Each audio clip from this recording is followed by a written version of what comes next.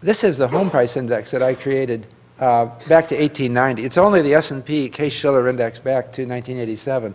Before that, I spliced together other series.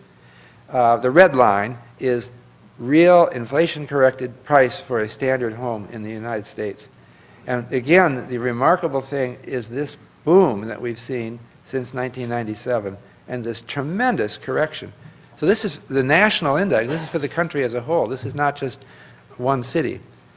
And you could say it's international too, but I'm not showing that on this chart. So we've had a tremendous boom and bust in the housing market. It's not explained by the other fundamentals shown on this chart: population, interest rates, or building costs. And it's unprecedented.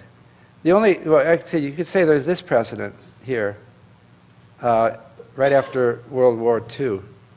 That boom has a name. Does anyone know what it's called? The baby boom, yeah. The soldiers came home, they had babies, and they started bidding up home prices because they wanted that two-bedroom home. Would you believe it? Two-bedroom home. When you have a baby, you want a separate bedroom, right? And they weren't available because of the wartime shortages. This is, again, just to show you how booms have appeared in the past. This is the, it's called Japanese urban land prices back to 1970. Japan had this tremendous boom in the late 1980s when it was so confident, the same time as the stock market boom. In fact, you know, the Japanese were rightfully confident because we were losing our confidence here in the United States, all over the world. There was this idea that the Japanese automakers were soon to drive American automakers into bankruptcy. Like they had already driven out all of our camera makers and our stereophonic sound makers. They were all being replaced by Japanese. So somehow we were all spooked by their success, but it was exaggerated. And the Japanese believed it while it was lasting. And I wanted to talk about individual cities. This is now this is the S&P Case-Shiller home price indices. It's not completely up to date. This ends in August, but what I wanted to show is that it's many different cities are involved in this boom and bust. It's a national phenomenon. In fact, that's what really changed. There were isolated city real estate booms going back, like for the Miami or the Florida land boom of the 1920s, which preceded the Great Depression. But they're never as national as the current boom. They're also by different price tier. This is for New York. We call it commuter index. It's the whole New York area where you might commute into the city. It went through a recent boom in the 1990s. I'm sorry, in the early 2000s. But the boom was strongest in the low-priced homes, and the decline was strongest in low-priced homes. But it really invaded all price tiers. This is the same thing for Miami. I mentioned there was a huge boom in Miami in the 1920s. Well, our data don't go that far back. Miami completely settled down, and there was like nothing was happening in any of the three tiers through the 1980s and 1990s. But then all of a sudden, in the early 2000s, there was this huge boom and then sudden collapse. Now, it's partly due to the subprime lending revolution. And I think that's why the low-tier homes went up the most, as you can see, and came down the most. But I think that I wouldn't blame it on the subprime revolution, because the subprime revolution only primarily affects low-priced homes, and you see the high-priced homes in the same boom. Moreover, I think the subprime revolution is in some sense a consequence of the housing bubble.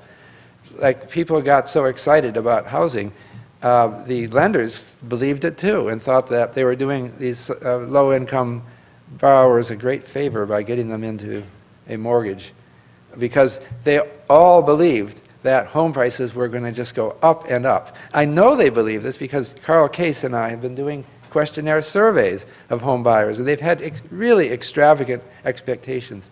The mean expectation for Los Angeles in the peak of the market was 23% a year for the next 10 years.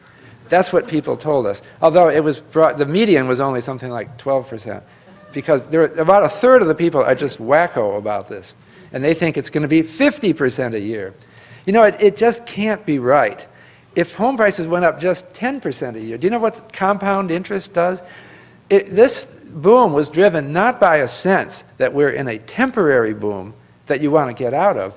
It was driven by a sense of a new reality that home prices will just always go up at 10% a year.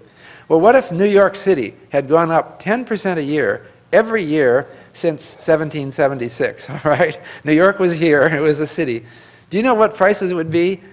You know, if the power of compound interest would mean they would be just astronomical. It ain't so. They don't do that. People got this crazy idea.